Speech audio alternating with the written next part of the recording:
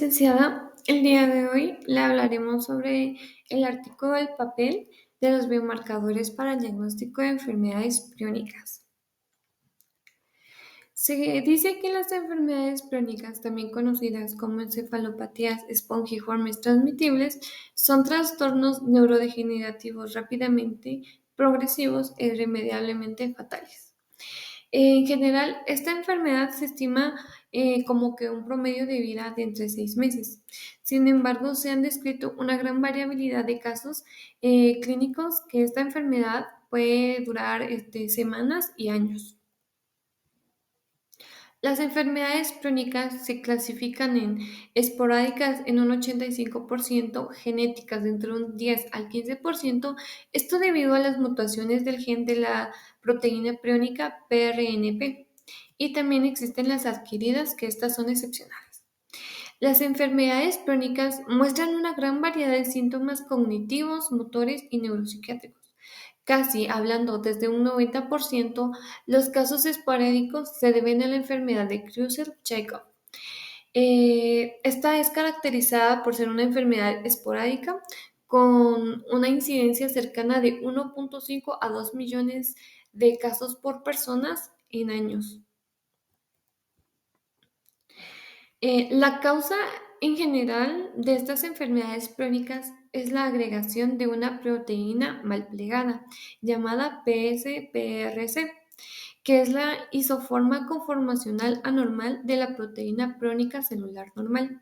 Esta está ubicada en la superficie celular de las neuronas del sistema nervioso, cuya función exacta sigue siendo desconocida hasta el tiempo actual. Sin embargo, la PRPSC es capaz de propagarse y agregarse en el tejido cerebral. Esta es considerada neurotóxica y su acumulación conduce a una degeneración, desorganización sináptica. Esto conduce a como que la pérdida neuronal y cambios espongiformes. De hecho, estamos hablando de que esto es como que informado a una reducción del 30% del índice sináptico relativo en cerebros afectados por enfermedades crónicas. Conocidos estos casos, en la actualidad se han buscado marcadores neurofisiológicos. Ahora bien, ¿qué son los biomarcadores? Los biomarcadores son como que el diagnóstico de las enfermedades crónicas y son utilizados para la práctica clínica. En general, se ha como que investigado tras década para avanzar como que el uso de biomarcadores que permitan el diagnóstico precoz de las diferentes enfermedades prionopáticas. Como por ejemplo tenemos electroencefalograma, que estas son denominadas los complejos periódicos de ondas agudas o complejos generalizados y lateralizados, caracterizados por potenciar al cerebro estrictamente, periódicamente en una frecuencia de Hertz. Estos precomplejos periódicos de ondas agudas se observan entre un 67 a 95% de pacientes con SCJD y una sensibilidad del 65% y una especificidad del 90%. Una de sus ventajas de este estudio es que se denomina como una técnica económica, accesible y segura. Esta está disponible en la mayoría de los centros sanitarios y se puede realizar repetidamente durante el seguimiento de casos clínicos y enfermedades clínicas.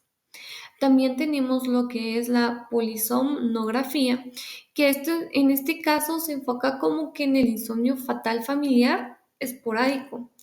Esto es como que la demostración de reducción temprana y progresiva del tiempo total del sueño y de los complejos K, tratando así la alteración estructural del sueño normal. Con esto también tenemos los biomarcadores de neuroimagen. Estos son como que indicadores del proceso fisiológico y fisiopatológico en los cuales podemos encontrar la resonancia magnética cerebral. Esta es la encargada de una neuroimagen estructural en general. Es una prueba caracterizada ya que es obligatoria para el diagnóstico diferencial del territorio cognitivo y en caso de demencias rápidas progresivas. ya que se enfoca principalmente en la hipertensibilidad de la T2. Esto hace como la recuperación de inversión atenuadas por líquido, FLIR. Son frecuencias de imágenes para la evaluación de resonancia magnética. También tenemos lo que es la tomografía por emisión de priones fluorodesoxiglucosa, que es una de las técnicas de medicina nuclear que permiten obtener imágenes de la distribución in vivo de las diferentes moléculas. Esto podría resultar útil para el diagnóstico de insomnio mortal esporádico. Empezando con biomarcadores de neuroimagen, empezamos con resonancia magnética cerebral. ¿Y qué es? Es la presencia de hipertensidades en T2 y secuencias de imágenes de recuperación de inversión por líquido. Sin embargo, los signos típicos de imagen de resonancias magnéticas no son signos o síntomas de. Pueden ser inducidas también raras veces o provocados por encefalías metabólicas tóxicas. El patrón de resonancias magnéticas pueden ser para diferenciar los subtipos moleculares de enfermedades priónicas. En el subtipo MM1 de las enfermedades priónicas, el núcleo tiene afectación asimétrica, unilateral o bilateral. En la GSS se han descrito alteraciones de la difusión en el cuerpo estriado, el tálamo y las cortezas frontal y occipital. Entre ellos están las ventajas, puede ser útil para ayudar en el diagnóstico del insomnio, y sus limitaciones es que es una prueba costosa. Y no existen patrones de hipometabolismo que pueden ser útil para el diagnóstico de enfermedades priónicas. Pasando al siguiente tema, que es genética. ¿Y qué es? La secuencia de genes es la principal técnica de diagnóstico de las enfermedades genéticas priónicas. Las mutaciones representan el 10 al 15% de todos los síndromes priónicos humanos. Se han relacionado muchas mutaciones diferentes de las enfermedades priónicas genéticas. Existen diferentes variantes como en ellas están la P102L, que es sustituida por proteína, que es la proteína A leucina, la D178N A esparragina, la V180I de valina a eusvalina, la E200K es de ácido glutámico para sustancias de lisina, la B210I de valina a leucina.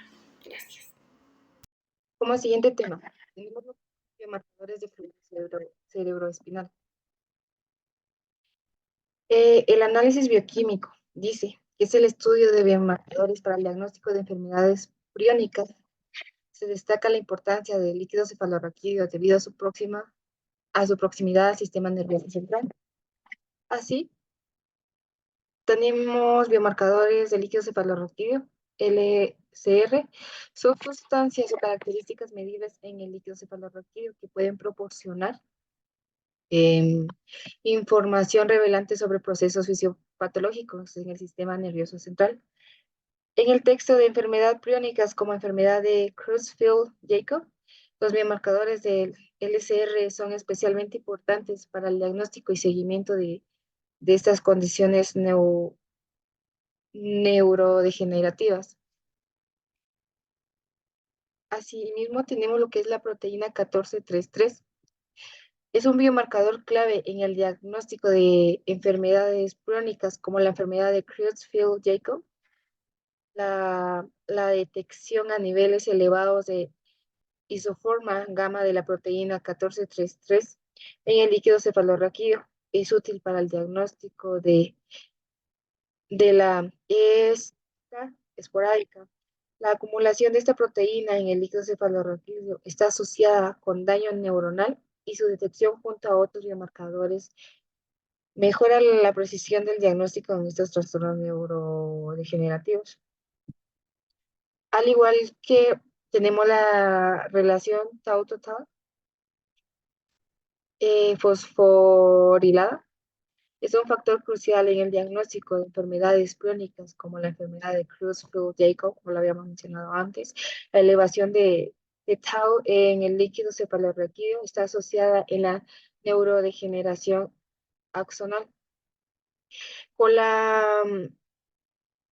asimismo, mientras que la p-tau se incrementa en las enfermedades de Alzheimer, la determinación de t-tau y la relación t-tau-p-tau son útiles para el diagnóstico de ESJ, especialmente cuando se combinan con otros biomarcadores. Esta relación ofrece alta especificidad en la SJ esporádica y su combinación con la proteína 1433 mejora el rendimiento el diagnóstico en diferentes formas de SJ. Como siguiente, la proteína de cadena ligera de neurofilamentos. Es un biomarcador sensible de neurodegeneración en enfermedades crónicas como la enfermedad de Creutzfeldt-Jakob, aunque NFL tiene una alta sensibilidad para detectar la ESJ. Su especificidad es limitada. Se sugiere que NFL es útil en las etapas tempranas de la enfermedad y sus niveles aumentan a medida que progresa la enfermedad, lo que la convierte en una herramienta valiosa para el diagnóstico y seguimiento de trastornos neurodegenerativos.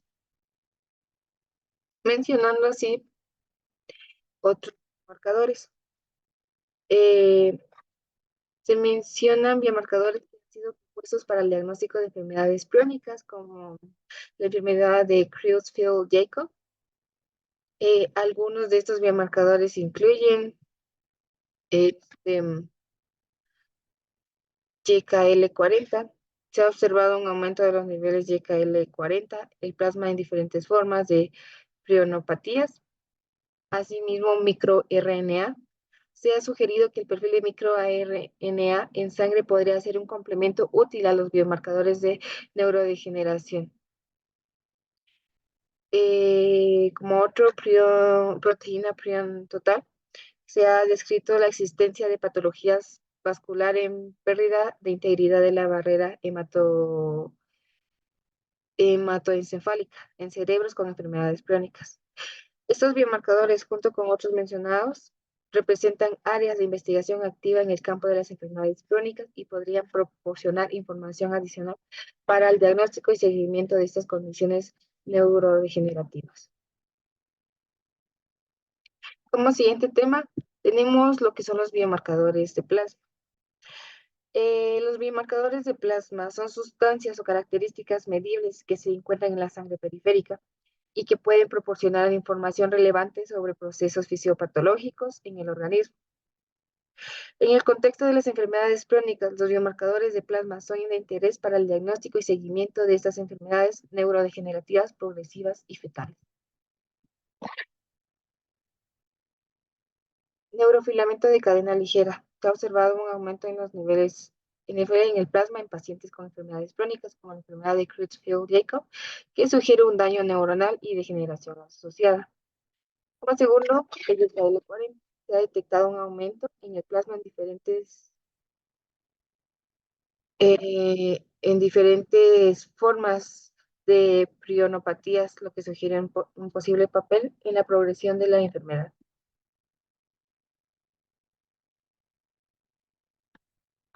Y como último, microARN. El perfil de microARN en sangre periférica se ha propuesto como una prueba complementaria para el diagnóstico de la enfermedad de Creutzfeldt-Jakob esporádica. Estos biomarcadores en plasma ofrecen la ventaja de ser más accesibles y menos invasivos que los biomarcadores en líquido cefalorraquídeo, lo que los convierte en herramientas potencialmente útiles para el diagnóstico y seguimiento de enfermedades crónicas, así como para evaluar respuestas a posibles tratamientos modificadores de la enfermedad en el futuro. Vamos a hablar un poquito sobre lo que es la mucosa nasal. Esta es una técnica que, por decirlo así, la muestra es mucho más sencilla al utilizar, ya que en esta lo que tenemos es a través de un cepillo nasal y es menos invasiva a comparación de la punción lumbar. Esta tiene una presión de diagnóstico muy alta, con una sensibilidad del 97% y una especificidad de 100%. Se ha sugerido que esta combinación con la del líquido cefalorraquídeo a la hora de juntar las muestras, tanto como la mucosa nasal, esta puede aumentar la sensibilidad del diagnóstico precoz.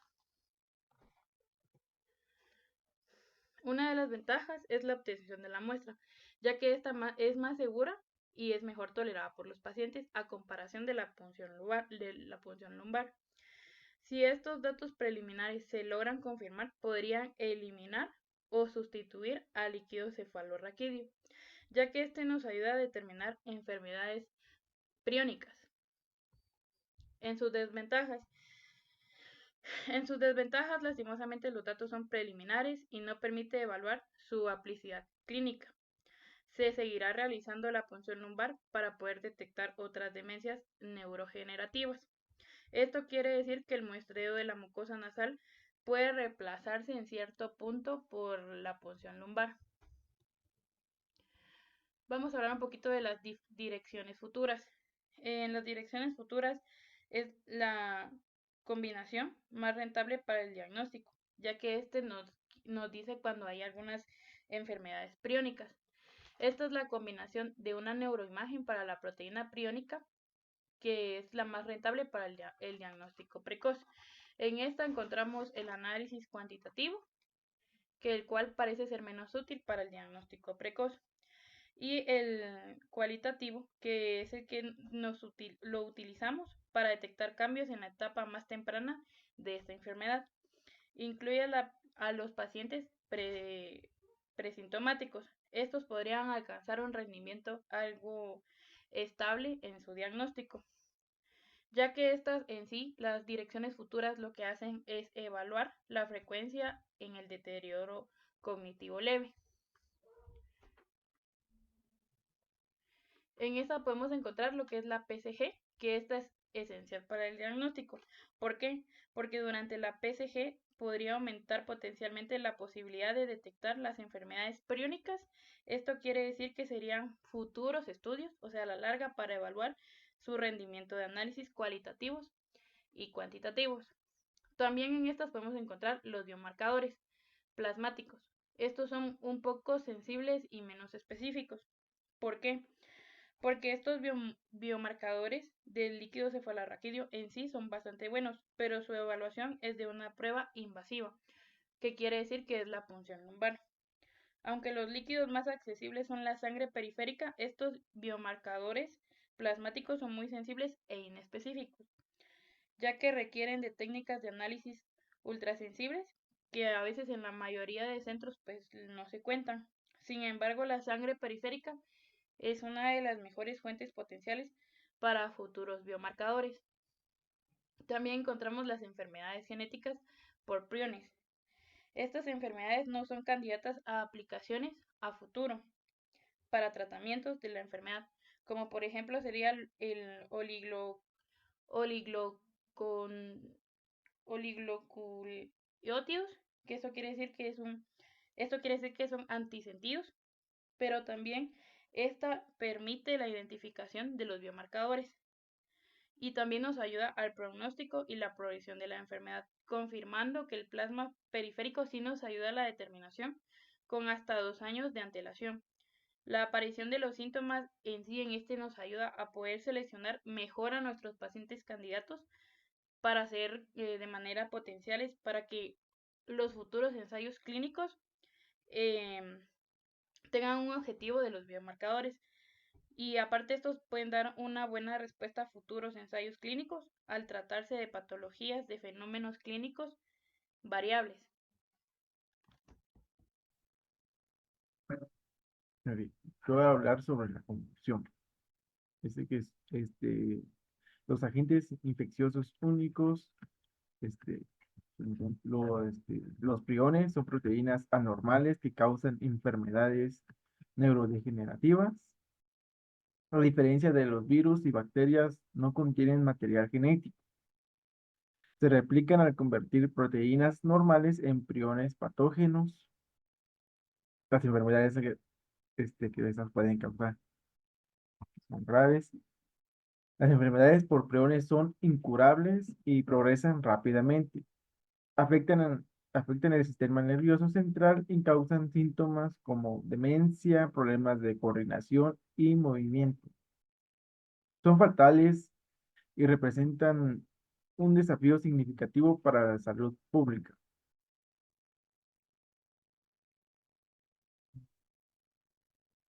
Muy bien. Naturaleza única de los priones. Los priones no son virus ni bacterias, sino proteínas mal plegadas que pueden convertir otras proteínas normales en priones patógenos. Mecanismo de acción. La replicación de plantillas es el proceso clave por el cual los priones se propagan. Esta conversión de proteínas normales en priones patógenos conduce a su acumulación en el cerebro, lo que daña las células y causa la enfermedad. Características de las enfermedades por priones. Afectan el sistema nervioso central, causando demencia, problemas de movimiento y pérdida de coordinación. Son progresivas, incurables y fatales. Prevención y tratamiento. No existe cura ni vacuna preventiva para las enfermedades por los priones. El tratamiento se enfoca en el manejo de los síntomas, como el dolor, las convulsiones y la dificultad para dormir. Las medidas de prevención incluyen evitar el contacto con tejidos infectados y seguir prácticas seguras de manipulación de alimentos. Entre los biomarcadores disponibles en la práctica clínica, RT-QI, el líquido cefalorraquídeo es el biomarcador diagnóstico con mejor desempeño para el diagnóstico temprano.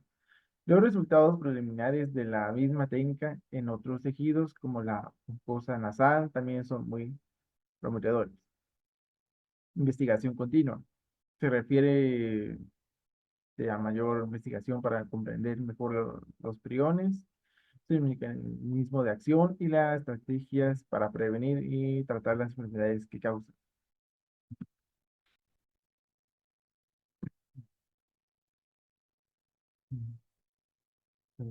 Next. La figura 1. Esta representa una clasificación etiológica de las enfermedades priónicas, categorizando según su origen y modo de transmisión. La figura se divide en 3 secciones principales, como las enfermedades priónicas esporádicas. En esa está la enfermedad de Creutzfeldt-Jakob esporádica.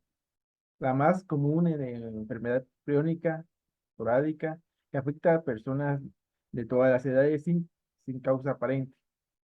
El insomnio fatal familiar esporádico.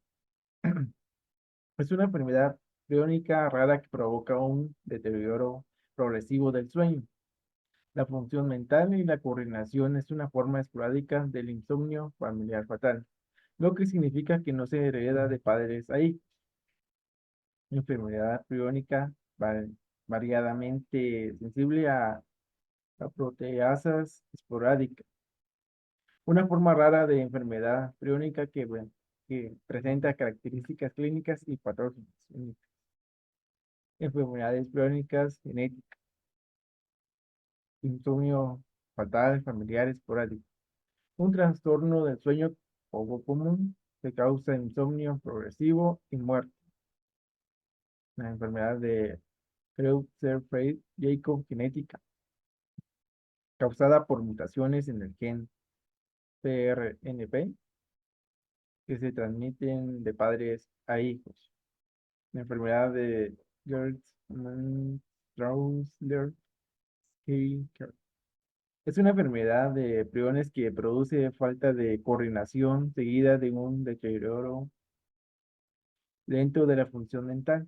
Esa enfermedad suele causar la muerte en unos 5 años. Síndrome similar a la enfermedad de Huntington por el gen de PRNP. Así que es una enfermedad rara asociada con una mutación específica en el gen PRNP. Que de las enfermedades priónicas adquiridas. Enfermedad de Creutzfeldt-Jakob iatrogénica. contraída por la posesión a tejido infectado durante procedimientos médicos como trasplantes de duramente o de injertos de córnea, de una madre, perdón. Enfermedad de Creutzfeldt-Jakob variante, transmitida por el consumo de carne de vaca contaminada con el agente de la encefalopatía espongiforme bonina. Y la otra sería de Kuru, que es una enfermedad priónica transmitida por la práctica caníbal de comer cerebros infectados, que prevaleció en Papúa Nueva Guinea hasta la década de 1950.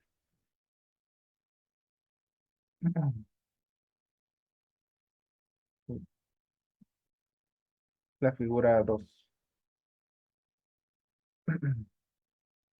Esta proporciona una descripción completa de los biomarcadores de diagnóstico utilizados actualmente en la práctica clínica para las enfermedades priónicas, junto con un resumen de los biomarcadores más prometedores que se encuentran en investigación.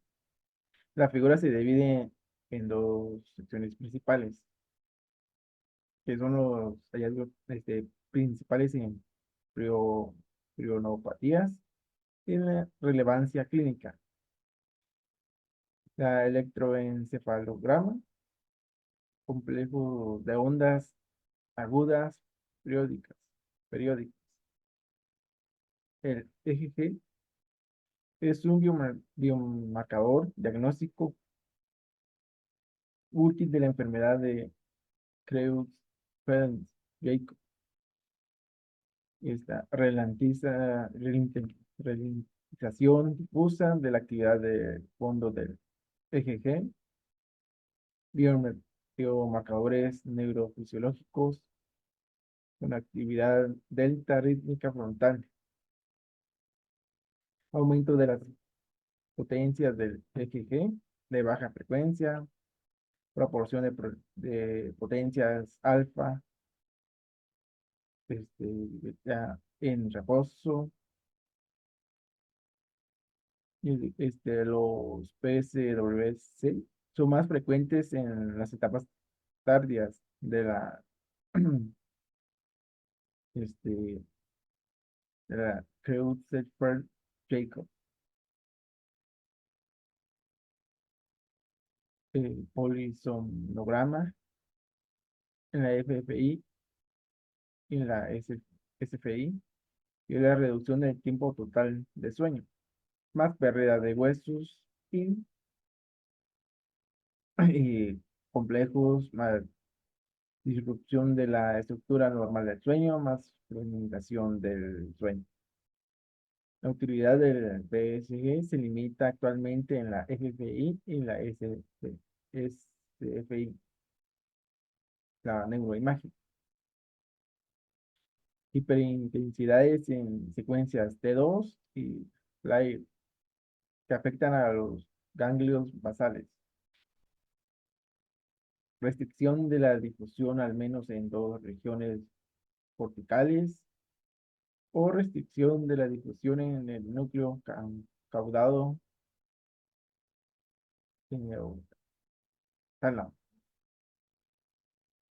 La RM es un biomarcador diagnóstico útil de las prionopatías, secuencias de T2, FLAIR y difusión por restricción. Biomarcadores de espectroscopía o resonancia magnética. Radio de N-acetilfosfato, creatinina, más bajo evaluado por MR, ¿sí? Tomografía por emisión de positrones con flúor de glucosa. Es la disminución del metabolismo de la glucosa que afecta a amplias regiones corticales y ganglios basales.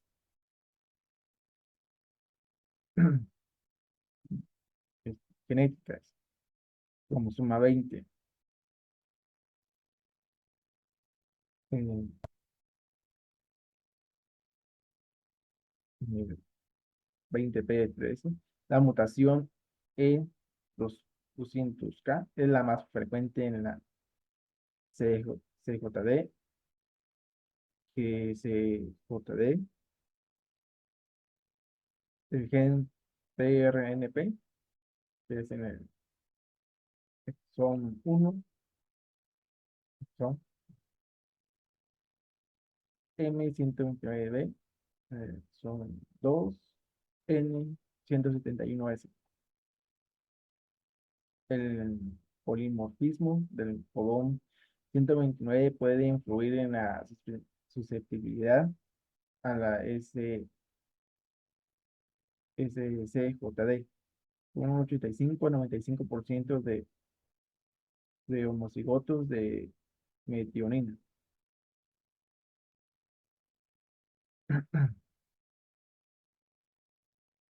De las mutaciones más revelantes es HH, X y D, P102L, E200K y E210K.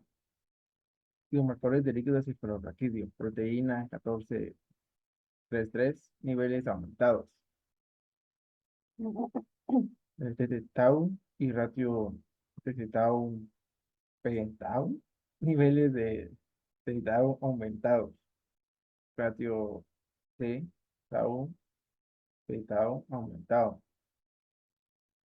RT-QI para la detección de enfermedades priónicas. Es positivo para la proteína priónica lógica. El RT-QI para las proteínas priónicas es el biomarcador con mejor rendimiento diagnóstico. Biomarcadores plasmáticos. P-tau, este tiene niveles aumentados, al igual que YKL40, al igual que TRP total, con niveles aumentados. Mucosa nasal. RT-QI para la detección de enfermedades priónicas. Positivo para la proteína priónica patológica.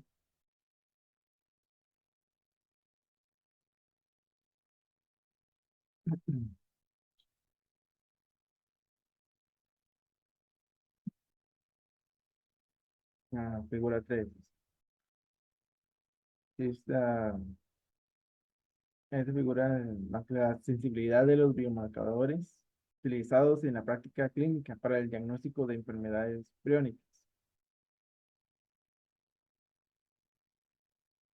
Está el biomarcador con su sensibilidad. La proteína 1433 hay una sensibilidad del 90 al 100%. En el p-tau, en el líquido cefalorraquídeo, una sensibilidad del 94%. RT-QI en líquido cefalorraquídeo, una sensibilidad del 78%. RM con una sensibilidad del 70%. EEG con un 60%. NFL, no, NFL en el líquido cefalorraquídeo con una sensibilidad de 50%. YKL 40 en líquido cefalorraquídeo con una sensibilidad de 50%. PRP total en líquido cefalorraquídeo con un 50%. Tau en plasma con una sensibilidad del 25%. YKL 40 en plasma con una sensibilidad de 25%. PRP total en plasma con una sensibilidad de 25%. Dice que la figura más que todo nos muestra un gráfico que resume la sensibilidad de biomarcadores utilizados en la práctica clínica. Para el diagnóstico de enfermedades priónicas, los biomarcadores se unen en el eje y su sensibilidad se representa en el eje X. La sensibilidad de un biomarcador es el porcentaje de pacientes con la enfermedad que tienen un resultado positivo en la prueba del biomarcador. Y es que, y los biomarcadores más sensibles para el diagnóstico de enfermedades crónicas son la proteína 1433 en el líquido cefalorraquídeo, que esa tuvo una sensibilidad del 90 al 100%, tau en el líquido cefalorraquídeo un 94%, RT-QuIC en el líquido cefalorraquídeo con un 78%. Estos biomarcadores se pueden utilizar para confirmar o, o refutar el diagnóstico clínico de una enfermedad crónica.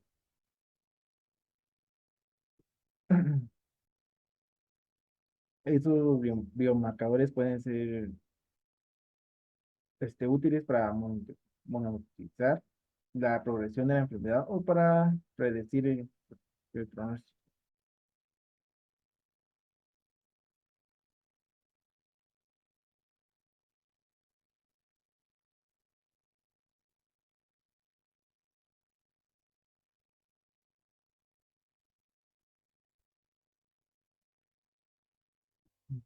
Y la figura 4 es, es un diagrama del proceso de impresión celular. Nos, nos da dos pasos.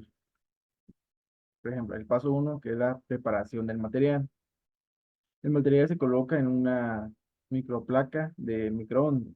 En el paso número 2, que es la adición del THT.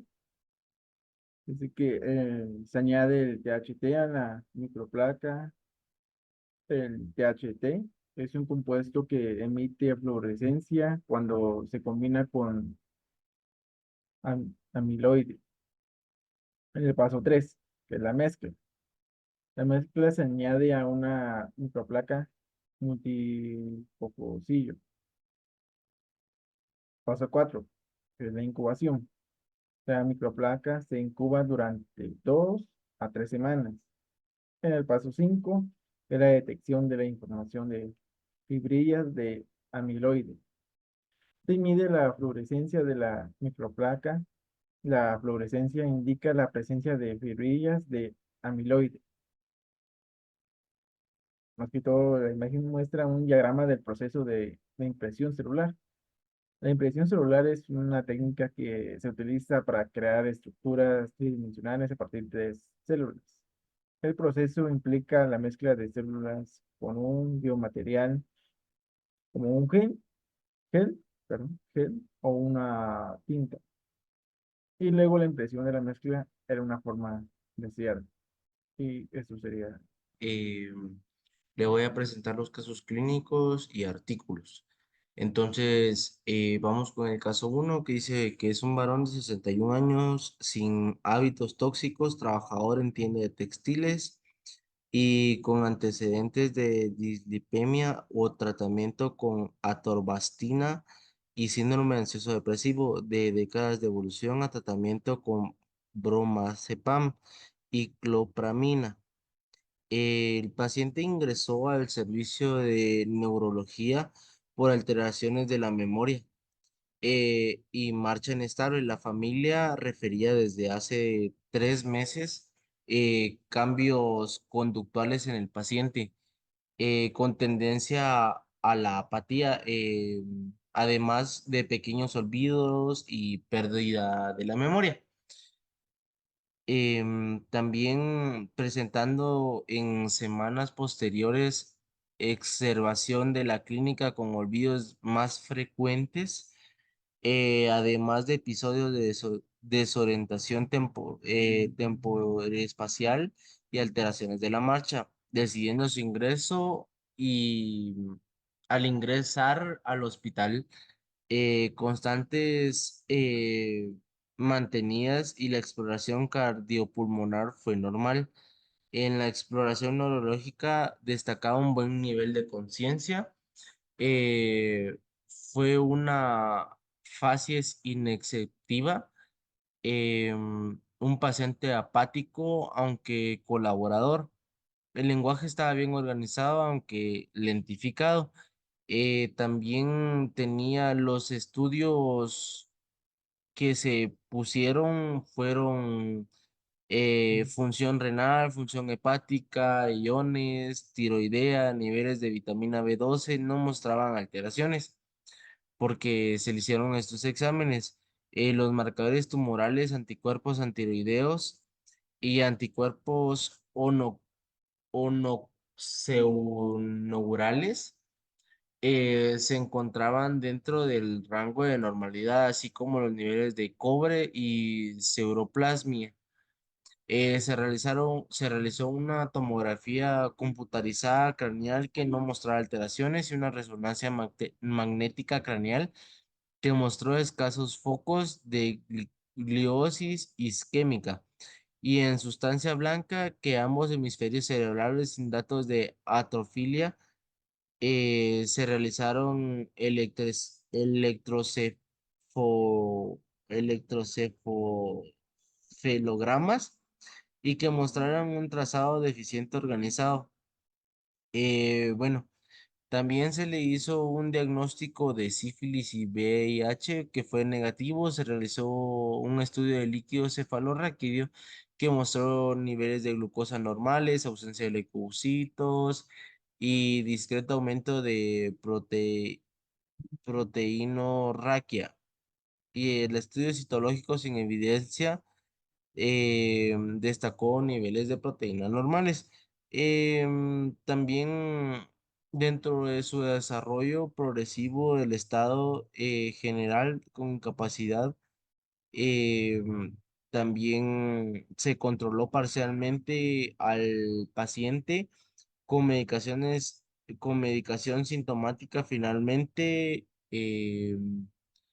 También tuvo un tuvo un nivel de hallazgos em, en la probable enfermedad de Creutzfeldt-Jakob, ya que mostró el examen neuropatológico un aspecto macroscópico sin alteraciones, excepto de la ligera atrofilia en la región posterior, que eso quiere decir que son dilataciones, o sea, son dilataciones hasta occipitales de los ventrículos laterales. También se observó en el estudio inmunológico que la localización transcordial en la corteza, donde se observan agregados, también se observaron hipocamo y hemisferios y vermis cerebelosos. Tras el estudio patológico se confirmó el diagnóstico de la enfermedad y esta es una de las enfermedades que se caracterizan por largos periodos de incubación y un progreso inexorable en vez de aparición. Aparecen síntomas clínicas, se han descrito enfermedades priónicas humanas y la gran mayoría de estos casos es del 5 al 15% de casos familiares y menos del 5%, ya que es una incidencia en un caso por 1 millón de habitantes en el mundo. En el caso número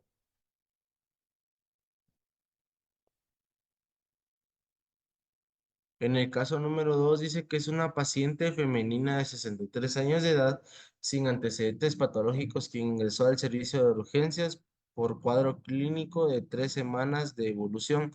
Se observó durante los últimos 5 días y consiste en una sensación rotacional externa que se incrementaba con los cambios de posición y mejoraba con el reposo asociado a bridalia, bradipisia y episodios de desorientación e insomnio de conciliación.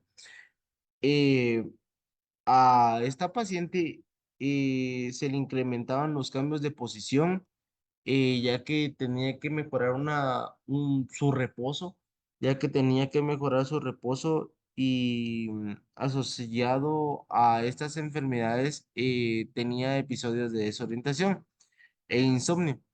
Entonces, en el documento, bueno, se le calculó todo lo de su lenguaje, conductas, y se consideró que era una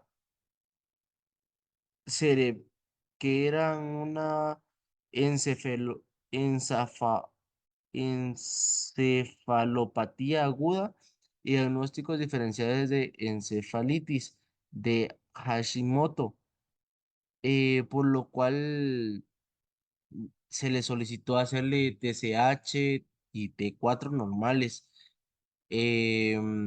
También se le solicitó hacer punción lumbar, también se le solicitó hacer un sistema de conductas utilarias.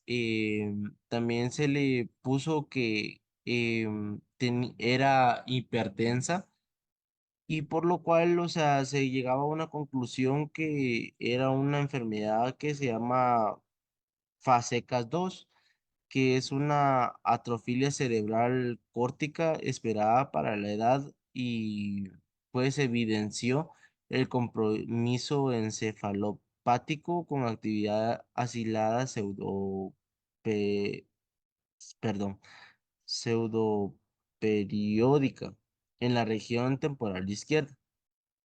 En el caso número 3 dice paciente femenina de 62 años de edad sin antecedentes patológicos quien asiste a servicios de urgencias del hospital por cuadro clínico de 2 meses de evolución consiste en fallas de memoria episódica, semántica, procedimental y de trabajo. La paciente llevó las pruebas neuropsicológicas extrainstitucionales, por lo cual mostraron un deterioro cognitivo de posible etiología vascular con el funcionamiento cognisonativo disminutivo, afasia semántica, compromiso de la memoria verbal explícita y dificultades de tipo atencional a nivel ejecutivo. Se consideró que también era eh, que rápidamente era un inicio para un estudio intrahospitalario mediante la punción lumbar con presión de apertura normal y citoquímico sin evidenciar algún hallazgo. Hicieron también electrocefalograma que mostró anomalías dadas por ondas lentas, y también se inició un empírico con bolos de metilprednisolona que recibió 3 dosis en total, ya que tenía que tener una mejoría, por lo cual el paciente fue dada de alta con control ambulatorio por parte del servicio de neurología. Vamos con los artículos. Los artículos, el primer artículo es la enfermedad de Creutzfeldt-Jakob y otras encefalopatías espongiformes transmitibles humanas. Se revisan a bases biológicas y las principales características de las enfermedades por priones humanas. Esto quiere decir que el agente causal de la enfermedad del prión es una partícula proteica inefectiva que es una isoforma anómala de una proteína celular. Normal, la proteína priónica codifica el gen PRNP situado en el cromosoma 20. Eh, las EET se pueden presentar como enfermedades de origen genético, ya que son transmitidas por una fuente de infección exógena o esporádicas y en el ser humano reciben el nombre de enfermedad de Creutzfeldt-Jakob. SJ también se puede abreviar, ¿verdad? Enfermedades de insomnio familiar letal y sus nuevas variantes, que son la de Kuru y VECG. que es la forma más frecuente distribuida por una incidencia de 1 a 2 casos por millón de habitantes. En el caso número 2, dice que es un artículo del diagnóstico de las encefalopatías espongiformes transmisibles en el ser humano. Se revisan los aspectos diagnósticos de las EET humanas. La Organización Mundial de la Salud en 1998 estableció para el diagnóstico de enfermedades priónicas humanas las categorías de definitivo, probable y posible. Esto quiere decir que especialmente el sistema nervioso central, donde representa un 1% especialmente del contenido proteico soluble, en estas soluciones de destrucción neuronal extensa y rápida, produce una liberación de proteína eh, al líquido cefalorraquídeo. Su detección a través de un método de inmunoblast se demostró que asociaba el diagnóstico de ESG esporádica, ya que la utilidad de la prueba de proteína como herramienta pronóstica diagnostica procesos diferentes y es todavía todavía es discutida, ya que se demuestra el diagnóstico de SJ en patrones irregulares, se podría decir, pero todavía está en pequeña revisión. También la proteína 14:33 y enfermedad neurológica, se revisa la función biológica de la proteína 14:33, su implicación en el diagnóstico de la patogenia de distintos procesos neurológicos y bases de la realización de la proteína 14:33. Bueno, esto quiere decir que el diagnóstico de esta proteína en enfermedades neurológicas se pone como una categoría probable cuando se realiza, porque tiene que tener presencia de complejos periódicos típicos en el EEG, en el caso de formas esporádicas, y a la vez se demuestra la presencia de una mutación patogénica en el gen. Entonces, esta proteína, bueno, este artículo quiere decir que se confirma un estudio neuropatológico, ya que existen diferentes tipos de cambios, como es espongiosis, astrocístisis y pérdida neural. Entonces, así como esto, también la proteína 14:33 es un depósito en el cual es patológica. Entonces, lleva formas genéticas el análisis, porque suele ser muy conflictiva con muchos de nuestros genes. Y esto es todo por hoy de los casos clínicos y artículos. Muchísimas gracias.